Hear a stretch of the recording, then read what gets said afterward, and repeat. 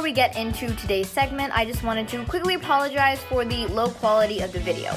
It was shot on Zoom in order for us to be able to communicate, and that is why the quality is a little bit grainy. I hope you enjoy. Today we have a very special guest here with us. So could you introduce yourself and explain a little bit about your job? Okay. My name is Anne Marie, and I work as a machinist in a small custom robotics company. So I work really closely with the engineers who design these custom-made robots for whatever our customers are looking for, and I help build some of the more difficult parts. Wow. I mean, in robotics every day, we put parts together to build our robot. So it's so cool to think about the process that goes into building those actual parts. And it's just crazy that it all goes together like that. So Yeah. out of curiosity, what kind of got you into this work field? And what is your favorite part of what you do every day? So I got into it because I took an engineering course in high school. The teacher was great. He was so fun. Um, but I found I wasn't really too excited about sitting behind a computer and designing all day long. It just wasn't for me. So I talked to him a lot about different things in this field, and he told me about manufacturing, um, which is a lot more hands-on. And like there is some programming aspect to it. So like part of my job is I do sit by a computer, um, but a good maybe 80% of it, I'm out in a machine shop. I have this big machine that I work with. I have to clean it. I have to maintain it, make sure it's up to date with like the oil and the coolant. And I also get to make really cool things just every day.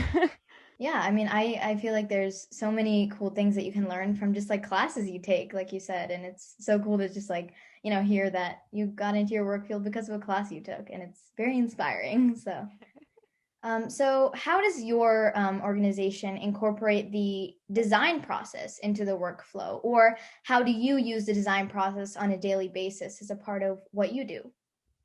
So I actually have a small example or something similar to that. So I don't know how well you can see, but I made this little piece this week, Wow. and it's made of A2 steel, which is very tough steel. And these little prongs that are super small Mhm. are meant to fit inside of a bolt head. And Oh. there's two of them. So they pick up the bolt and they move it. I don't know what else it does after that because I don't need to know. But um, because these prongs are like relatively small and they're constantly like banging and banging and banging on these giant bolts, we had to get a little creative in thinking long-term process. So to try and prevent wear and tear, we looked into hardness testing and tempering, which is a process when you take the type of metal, and depending on which it is, it's different degrees and different times, and you bake it into an oven. These we baked at 1700 degrees for 20 minutes, and they come out red hot. And there's this whole process. So we have this tiny little oven at work, and I got a pair of pliers and I got my welding gloves and I took it out and we had to cool it off really quick. And it was a whole day affair. I spent hardening these, but now they're like super durable and they won't break down as easily. So they'll last longer for the customer and they won't have to constantly replace them. So that's one part where I like have a hand in some of the designing aspect, I guess. Other terms where it's like an engineer will send us this part and it's got something going this way and something going this way, but then there's something like that's like a little this way, and it's like you can break this into two parts and Mhm. that would make things a lot easier. We'll just bolt them together. So it depends on what the customer is looking for, and it depends on what our machines are capable of producing too. Wow, I mean, that example was so cool. I mean, it's so cool to think that you get to design these things just like fit together. Hmm. Yeah, so, speaking of that, like one of the just like small like common problems that we've been facing is that our robot hasn't been finding like the exact part that we need in a place, or we have two essential parts that we really need that aren't compatible with each other or aren't fitting together. And just like you showed me, like these like fit together perfectly. So is this like part of what you do where you have to, go through a lot of different processes and a lot of different thoughts to figure out how two parts fit together? Or do you have to think about that in your kind of job? Yeah, it is definitely something that I have to consider when building some of these parts. Usually when something is an odd shape, like that angle to fit the bolt, we'll have those pretty common. And sometimes, if we're not paying attention, I will have one piece of the puzzle, and my coworker will have the second piece of the puzzle. And if we're not checking to make sure that they fit together, then we essentially have to start all over. It's a whole day of work wasted. So it's good to keep track of like what jobs we're doing, who is the lead designer of the job, and just going through all the drawings to be like, okay, this part mates with this part. Keep that in mind. Like, make sure you don't take off too much material so it doesn't fit quite right. So yeah, it's an everyday thing.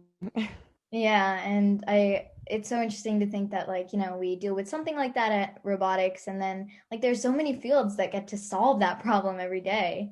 So yeah, that's awesome. All right, so my Mm. final question for you is for anyone who wants to become a machinist or go into a similar field where you are right now, what would be your insight or what advice would you give them? My advice would be, it's a lot of math. It is a lot of math. However, it's not that difficult. I was lucky enough, I had my engineering teacher from high school who went and was an engineer for a big portion of his life.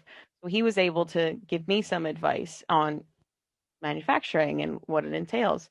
Um, it's a lot of fun. It could be scary sometimes. These machines are very big and they can be very dangerous. So always keep a level head. Um, if you're ever curious, I believe there's a YouTube channel called Titans of CNC. Um, Take a look. They explain and they break everything down and they show these videos of them and they do a lot of high speed machining, so they go really fast. So it's a better idea of what I do, if you're more of a visual person. Yeah, I mean that's so cool. I'm sure there are a lot of people who are gonna, who are watching this who are like, I want to do that one day, which is so cool. And yeah, so that is all the questions I have for you. Thank you so much for coming on the show today. I really enjoyed, hearing all that you had to say. And yeah, thank you so much. No problem. Thanks for having me. I'm so excited for you guys. Like, I can't tell you how like this is real life what you're doing. This is what it's like to work in design and engineering and manufacturing. Like, Right. you guys have a great head start. Thank you so much. Again, I apologize for the low quality of the video, but I hope you enjoyed, and we'll see you in the next episode of Career Connections.